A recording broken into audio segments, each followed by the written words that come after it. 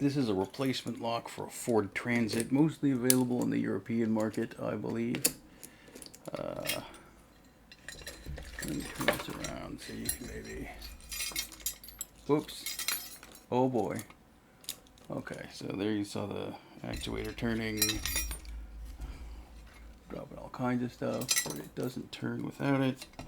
Jamity Christmas, what's wrong with me? Okay.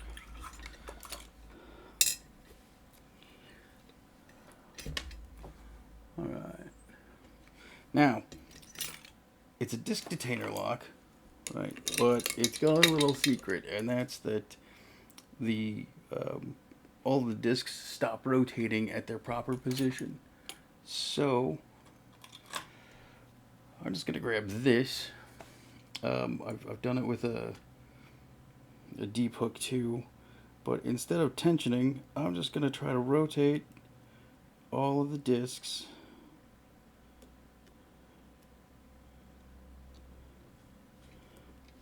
Do I have it?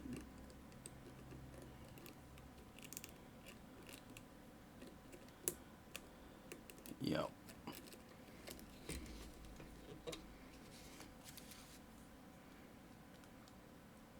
So there, it's open. You don't even need to tension this lock. Let's put it back and note that it doesn't rotate now. Ooh. I'm still close. If I realign everything and just stick my pick in there, it doesn't rotate. But if I just go through and rotate all of these discs, I'm gonna do it again from here.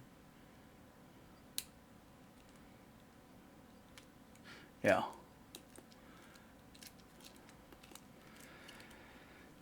So anyway, that is a lock that looks very fancy and offers probably less security, really, than a standard wafer lock. And there it is.